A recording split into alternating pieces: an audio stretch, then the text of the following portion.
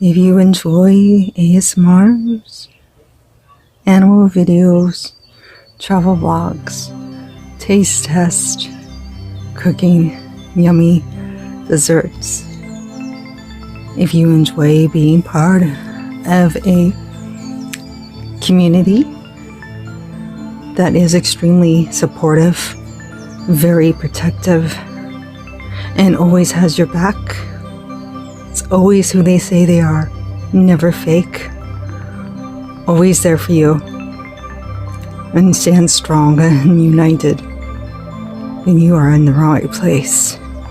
I have wonderful ASMRs, travel vlogs, and animal videos to make you smile, to help you relax and get rid of anxiety and to sleep, as well as the best YouTube community out there. Come join Dixie's Warriors and Dixie Cuddles Fitness and enjoy a strong, united community.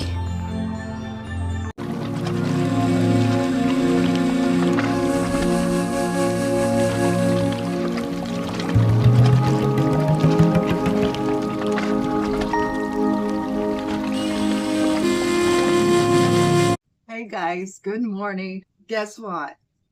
It is 11:30 a.m. here, and I woke up to 6 degrees below. We had about a 6-inch snowstorm yesterday, and then the temperatures kept dropping all day. And I got off of work at 2 p.m. My husband picked me up and brought me home. He was really sweet. He didn't let me drive in it. Um, but we woke up to 6 below temps today. So to warm up the house, they have right now, because of Christmas time, they have a Swiss Miss hot chocolate cake. And it doesn't say it's limited, so it may be something that Duncan and Heinz is going, cake mix are going to keep all year round. But you know how I am. I always improvise and make them my own. So I'm going to show you the extras I'm adding to it so that you know and you can follow along with me. I'm going to take it and show you as I'm putting them in. But the ones that I don't feel like I need to tell you the amounts of is I'm going to put 1 box of chocolate jello, chocolate pudding, Jello brand chocolate pudding to make sure it's an extra rich chocolate. I'm also adding 1 vein of Swiss Miss hot cocoa, again, to make it extra rich. And this sounded good. I definitely want to put these in there. And these are hot cocoa, and they're supposed to be hot cocoa and marshmallow flavored chips by Toll House. And it just sounded like that would go really good with the cake that I'm making. So as soon as I can get this open, we will paste this together. Oh yeah, it smells like chocolate, all right. Okay. The white chips right here definitely tastes like a marshmallow.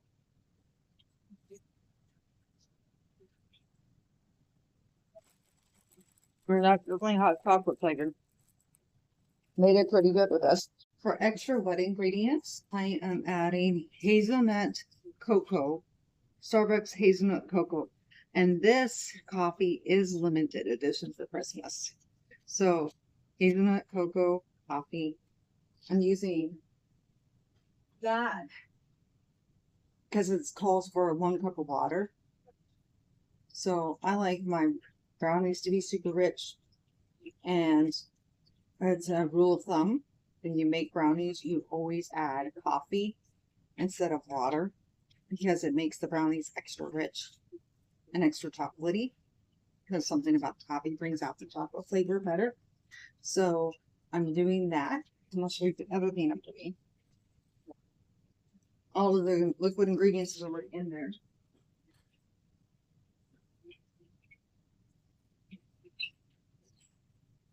I also am putting a capful of Bailey's chocolate liqueur. Bailey's chocolate liqueur.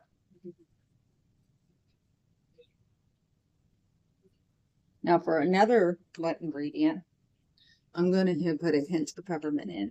And remember, a hint, because I'm telling you, peppermint is extremely strong. You don't want to put more than a hint of it in, because if you do, it'll overpower the cake. So I'm actually going to take this. I'm going to take this and put it in the lid. But I'm just barely covering the bottom of the lid. That is how much peppermint I'm putting in here. That's it. So 3 drops of peppermint is all that's going in here. Otherwise, the cake is going to taste like peppermint and not chocolate. Next, it asks me to add 1/2 cup melted butter. I got it steaming hot, so it's definitely melted.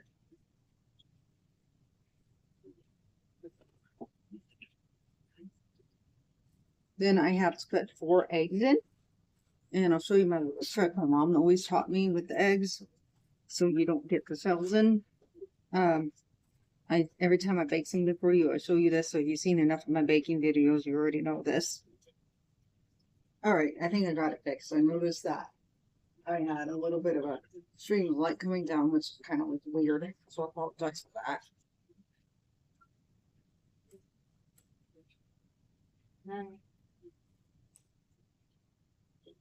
So what I do is I take the eggs and always crack them, and I put them in here, each one, and I look and make sure there is no eggshells in there. Now, with each egg to make sure that I don't get any shells in what I'm baking. Sorry, one more ingredient. It calls for 2 tablespoons of vegetable oil. I'm about out of coconut oil, so I'm going to have to buy more. But I always prefer to use coconut oil over vegetable oil. It's just a little bit healthier oil. So we're going to add that in, 2 tablespoons of it, and then we're ready to mix. Sorry about that. All right, you guys. Here we go, my Dixie's Warriors. I had put the chips inside and then I sprinkled some on top. So it should be an extra creamy, marshmallowy hot cocoa cake that would taste like you're drinking a hot cup of cocoa on a cold day. Last touch, I couldn't resist. I had to also get the icing that goes with the cake. Swiss Miss hot cocoa icing by Duncan Hines. All done. Not added. These.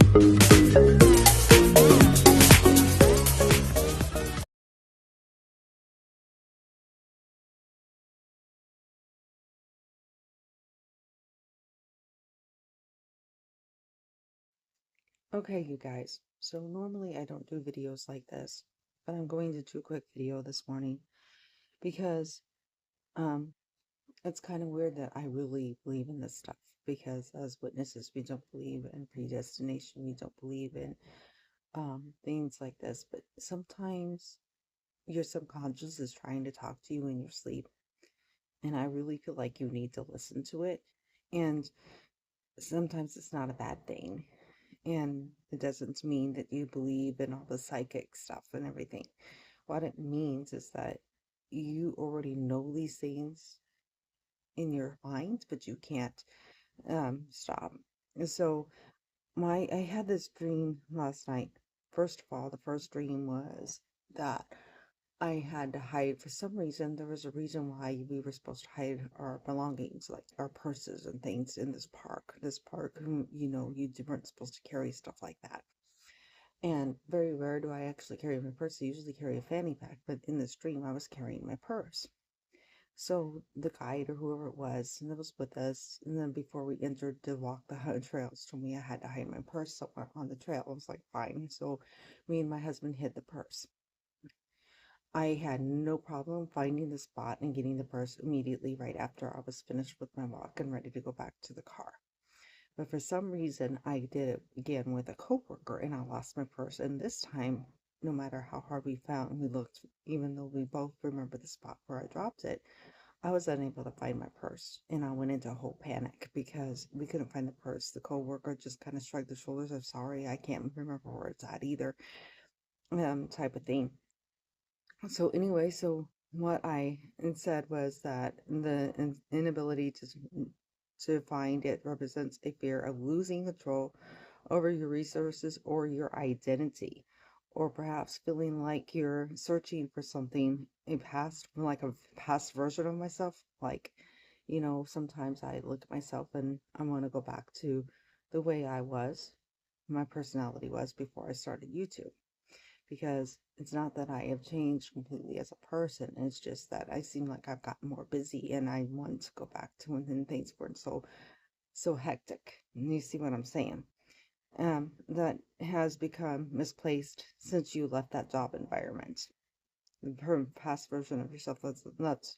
And honestly, yesterday I was thinking about it, and one thing my husband said about me is that when he first married me, I had this real innocence and this sweetness, like sweetness of I wouldn't hurt a fly, I would never say a mean thing, never get mad, no angry, nor blow up. Very rare, unless I got really, really mad and I just couldn't take anymore. And now I blow up over little things. And my job environment has made me that way working retail. And it's because of the people, the customers that I deal with day in and day in that are frustrating, hard to deal with, and not understanding, mean, hateful, and everything else. I've had people try to threaten to hit me, threaten to punch me, things like that happen. Okay. Oh, over my career, being cussed at, everything else, anything under the sun that you can think of has happened to me with working retail. I've had bosses that's lied to me. I've had bosses that's promised me things and lied to me and tricked me into doing things that I thought would be for the best, that was supposed to be temporary and ended up being permanent. People over time, they would tell me it was okay to do something, but then in front of their boss, they wouldn't admit that they told me it was okay to do something. So I'm the one that got coached and in trouble, things like that, when it wasn't me that should have been coached. They should have been the one getting yelled at for telling me that it was okay to do something that was not okay, not and against policy. Um, I've had bosses that, I've had a lot of stuff, and it has turned me to be more, have my mean side come out, and where I'm more standing up for myself, even on things when I shouldn't be standing up, when I should stand down, because there's really nothing wrong, nothing going on. So the past version of me that was there when we first were married, retail's kind of ruined me because this kind of made me stand up for myself, and the meaner side of me has come out.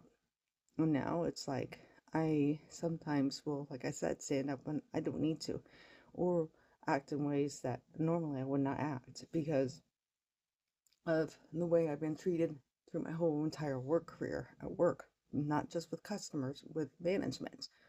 Times when I'm giving my 150% and I'm still not enough, and I'm still getting yelled at for no reason, because I'm doing my job.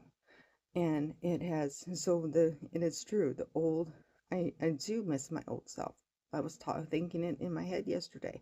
I want to go back to that feeling and that time before I even got to where I was working full time in retail when I first married my husband. I want to get that sweetness back. I need to figure out, with my busy life schedule that I have now, how to refine that part of me again. And if it means for a while backing off from friendships, relationships, and everything else for a while, I may have to do it. I may just have to pull back from everybody and everything And this means even close relationships that is outside of this household. And it'll only just be me and my husband and my cats for a while. And it's not because I don't care about these other people. It's because I need to start caring about myself more. Because it looks like from the dream that I had and the interpretation that I'm losing myself. And I don't like that. And I'm seeing that. And it's saying that it's the search hunting the whole park symbolizes feeling that you're exhausted all options or putting a lot of effort into solving a problem that feels intangible or elusive. So basically, wanting to be a better person feels like it's out of my grasp, out of my reach, that I'm never going to be able to accomplish that. So therefore, I'm starting to come through in my dreams that I'm afraid that I'm not going to be able to get back to the way I used to be and the way I really want to be as a person. And then the other one, the smooth drive, being fine, laughing and having fun. And then the train, the person being mean at the bridge and derailing the train and causing the train to fall off the bridge onto the road in front of me to stop my driving with my friends. Okay. So it says the smooth drive, being fine, laughing and having a have fun represents feeling in control and enjoying your current life path and relationships. The sudden shift, that abrupt change of being really mean, and then mentioning the train in the upper. And the sentence was cut off. Perhaps you're driving toward or over something related to the train. So, the emotional meaning is this shift can represent internal frustration or fear that you might suddenly lose control of your emotions or actions in real life. And it might be a worry that the part of you that is mean could unexpectedly surface and damage your relationships or your smooth life path.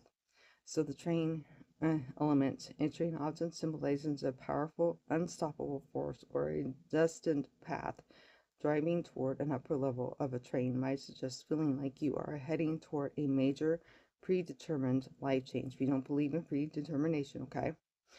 Um, that is outside of your daily control.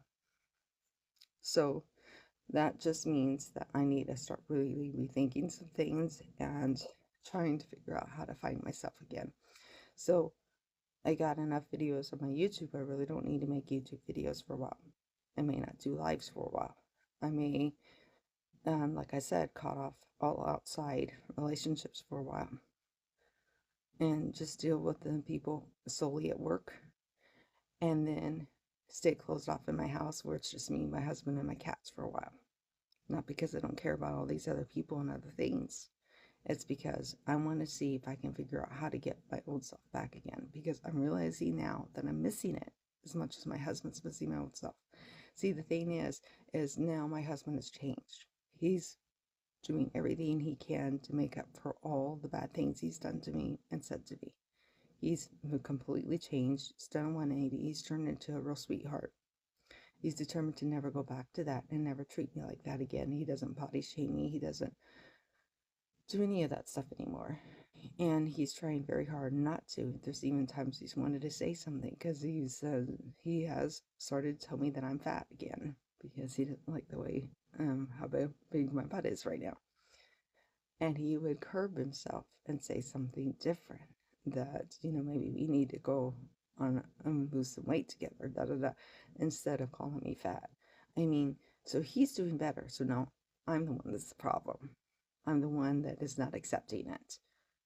And I'm fighting against it for some reason. And I'm realizing this. I'm seeing this. Our marriage could go back to being really good again if I would just stop and stop being on the defense, as it says, the mean side coming up. The defense has, and the wall has to come down. I have to start enjoying my marriage again. And so that means I'm going to have to cut out a lot of things for a while. And I'm going to have to refine myself. And in the end, I will go back to my YouTube like I used to. And I'm going to come out on the other side a better, sweeter, kinder person the way I used to be. I am still kind and sweet to people that are outside of my household, like my husband said, but I'm not as sweet to him anymore. And it's because I put this wall up because he's been so mean to me for so long. And I've just gotten tired of it. And now I don't know how to stand back down. So I'm realizing I got to fix some things And that's what those dreams are trying to tell me, that I'm realizing it internally, and I'm feeling helpless because I feel like I can't get my old self back. Because sometimes you can get your old self back, but it's a lot more work to get your old self back than it is to turn into the person that you become. Because if you've lost some of those things, it's because of things that's happened in your life. Like I've already described what's happened in my life, between him being mean to me, between me dealing with mean customers and bosses, and then coming home to an unsafe, emotionally unsafe and unstable home, where instead of coming to where my home's a safe haven, it was not.